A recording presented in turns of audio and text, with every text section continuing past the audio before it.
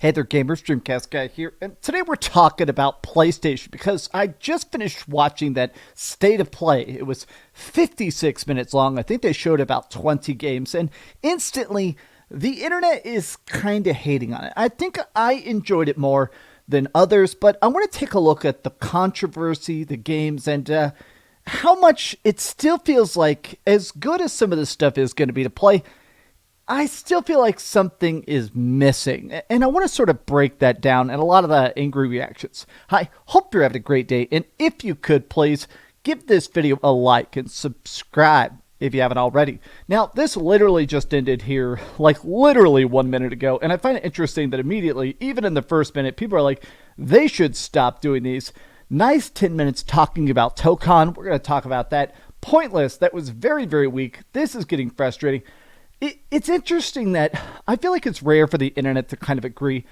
Now, let's just talk about the elephant in the room. There's been a lot of leaks and rumors and stuff that Resident Evil 9 may be here, and it wasn't. But let's not knock that. I still think that we're going to see Resident Evil 9 at some point here in the next couple days, either at the Xbox Showcase or at Summer Games Fest. But I'm super excited for that. But let's judge it on what they actually showed. Now, I have to say, my biggest criticism is the fact that there was so little first party. Even when there's cool third party stuff, a lot of the stuff you could play it on PlayStation or PC or Switch 2 or whatever, right? One of the games that is actually made by PlayStation, the only completely first party game on the entire thing, was a 10-second teaser. Look, I'm excited for Ghost of Yotei. I'm extremely excited for Ghost of Yotei. Everybody who's had a chance to play it and has been allowed to talk about it, like employees at Sony and stuff, have said that Ghost of Yotei is going to be a masterpiece. Then show it. This is a state of play. It had hundreds of thousands of viewers. Show it. I don't understand this constant little, here's a 4K screenshot. Here's a teaser for the next month's gameplay deep dive. Just show it today. Okay. That to me is extremely annoying, but let me talk about the stuff I did like. I'm a big fan of Silent Hill. I think Silent Hill F looks absolutely deeply, darkly demented. Now, a lot of people in the comment section were saying they didn't really like the vibe of it, and I feel like, to me, I think it's interesting to take Silent Hill out of the United States. It's always been a very Japanese reflection of American horror. Like, that's always been the whole shtick of it. But it's interesting to see it sort of go back to Japan, to such a different time period, to such a different tone to it. I think I like the monster design. I think I really, really like sort of this really messed up, I think they called it the beauty of horror.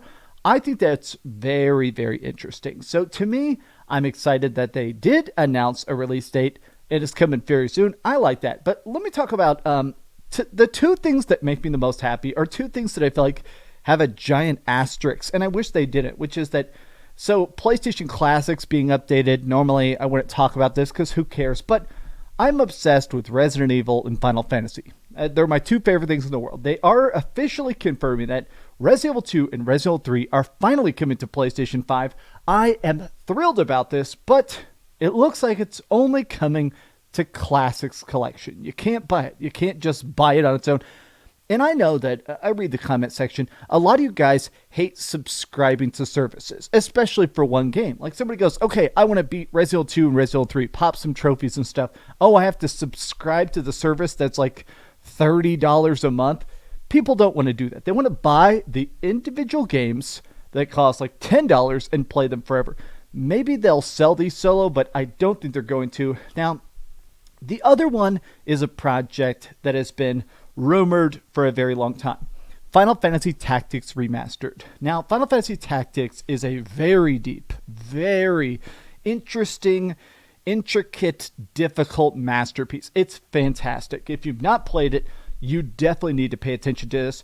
So it's coming out here in September 30th. That's cool. But I honestly think some people are hating on this filter. This is the remastered graphics, and it does look like, man, stuff like these rocks and stuff, this looks horrible. Now, they did announce you can play with the original graphics or with the remastered graphics. Honestly, as you can tell, it does look like there is, unfortunately, more detail on the originals. Maybe that's me. Maybe it's biased because that's what I grew up with. But if you'll notice here, it says you can play with the original translation or the new translation with fully voiced dialogue. I am definitely going to be playing the enhanced version because it does sound like, I think I heard Jennifer English, Ben Starr, a lot of very big RPG voice actors are all in this. That is cool. Now, I'm not too worried about the new translation. I've played multiple translations of Final Fantasy Tactics, and usually the different translations are basically just rewriting how the spells are done. Like, at one point, in the original version of Final Fantasy Tactics, there was actually a spell called Atheism that made you immune to summons. Some of that in later versions, they changed it to other things that I guess wouldn't offend religious people. I found that funny. Okay, next up, let's talk about, well, Lumines. Okay, so there was a bunch of games that people didn't care as much about. I think that's neat, whatever. Pragmata, though. This is a project that I almost thought would be canceled. This is a new Capcom game where you're like an astronaut here on Earth teamed up with this AI kid. She's like a robot, and there's evil robots that have taken over the planet. She's able to do like magic, sort of like beaming computer viruses and stuff, whereas you're the run and gun badass. It's interesting that this game isn't canceled. It actually looks very high budget. In the trailer, they showed platforming and all sorts of stuff that makes it actually look like it's going to be a pretty big game. They said it's coming out next year.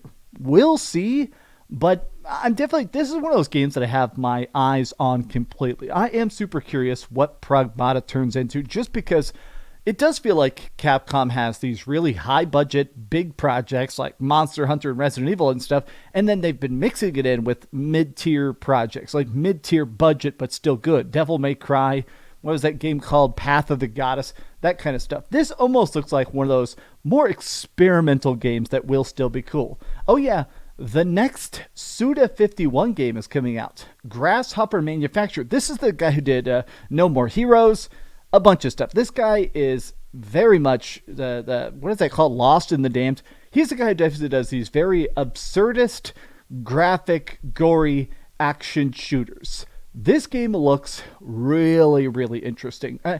I'm super curious to see more of it, because as much as I like this trailer's kind of silliness, I kind of want to see more of it. This so far, respectfully, very much looks done. This looks like every other Studio 51 project. I kind of want to see that extra spice on top that makes it feel like the next evolution of Studio 51. Next up, Bloodstained. You remember Bloodstained Ritual of the Night? Well, hey, we're getting a new one. It's called The Scarlet Engagement. I think part of the reason people did not like a lot of this was that there were just a lot of projects that people seem to be not super interested in. Like, hey, Ninja Gaiden Raidbound, that's coming out next month. It's a super hard 2D Ninja Gaiden. Basically, it looks like a Game Boy Advance game. I find that stuff kind of interesting, but is this really more worth your time than a Ghost of Yote trailer? Is this more worth your time if you're tuning in? Don't people want to see Wolverine? Don't people want to see PlayStation stuff? Oh yeah, there is a PlayStation thing. This is, I feel like it's weird that PlayStation definitely seems to be trying to cash in a big way to the fighting gamer demographic. They bought Evo, the official fighting game, like World Championship. Now they're making a fight stick, and they're also funding their own brand new game. Here, where is it? They just announced this. Here it is, my last slide. Marvel Tokon Fighting Souls. Imagine Marvel versus Capcom, but without Capcom. I'm going to be a hater here. I think this game looks good. It is by Arc System Works, which is the people that have done some of the best fighting games of all time, like Guilty Gear and stuff. I guess maybe it's the fact that I just don't care as much about Marvel as I do Capcom, but the fun of Marvel vs. Capcom, these big ensemble battlers, is a lot of times those fun power dynamics of, okay, how does Dante fight Captain America? Okay, how does Nemesis from Resident Evil 3 actually team up against Shumagorath? That kind of stuff, to me, part of the fun of those fighting games to me was almost the gimmick of it. But this is definitely going to be a tight, competent game, but I wasn't super excited by it, and they did a super long interview after it was over, like a 12-minute interview about how PlayStation approached Arc System Works and said, let's make the game. Then they talked to Marvel, and now they're funding it. So this will be a PlayStation exclusive forever, but it almost feels cart before the horse. They bought Evo, and now they're using Arc System Works to make this game. I don't know, something about this just feels very much like profit driven and not really, it doesn't really seem to have that passion behind it like other games do. A game that definitely does have passion, though, Metal Gear Solid Delta Snake Eater. This trailer looked extra good, and it looks like they're teasing Metal Gear Online, which was like this whole extra crazy mode. It showed Snake hiding from other people, and it looked like online lobbies. They're bringing back the Ape Escape mode. This trailer, like, I was already excited for it. I'm definitely way more excited now. Okay, next up, Nioh 3.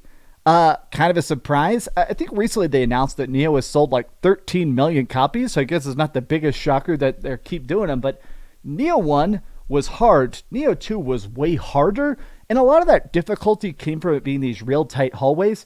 They announced that Nioh 3 is going to be open zone, I guess is what they call it now, where it's not open world, but instead of just having a map that's basically all murderous hallways, instead you can take a left, take a right, do a side quest, go into a cave and find a cool piece of armor set next to boss fight is easier.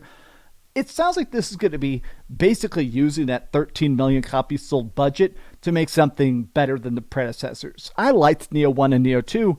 I am definitely going to play Nioh 3. They dropped a demo for it on PlayStation today. I'm probably going to download that, but I guess I got to get ready for the Nintendo Switch 2 midnight release. Yay. Yes, I pre-ordered Nintendo Switch 2 because, I don't know, that system looks like garbage, but I want to do one last Nintendo video before I give up on them forever and their $80 games. Okay, last two games.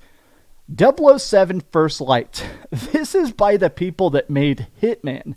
And it looks like it's going to be essentially James Bond first adventure, him first learning about Q and Moneypenny and going on his first adventure. They showed a bunch of clips that make it look like Hitman 007. It looks like stealth and action and craziness and being chained up above Crocs and stuff. Chat, when this was going on, I was watching the official PlayStation live stream, chat was going ballistic. They ended the trailer with like the sting, the dun dun dun dun dun dun dun dun dun dun dun, and I'll admit I was like, yes. I feel like I kind of miss. It's one of the things when I saw this, it made me miss GoldenEye, where GoldenEye was a fun multiplayer game, but even playing GoldenEye on the Nintendo 64 single player was so fun. It is cool that basically finally getting a new real 007 game from a studio that is so experienced. This game is going to be the bee's knees. Okay, last thing. Journey. We all remember Journey, right? PlayStation 3 game, remastered in PlayStation 4. Very good. That studio, Giant Squid, done a bunch of different games, right? They've done all sorts of stuff. They did Abzu. They did The Wanderer. Everybody, though, I think has always kind of wanted them to do another Journey. This looks like they're basically doing Journey 2, called Sword of the Sea.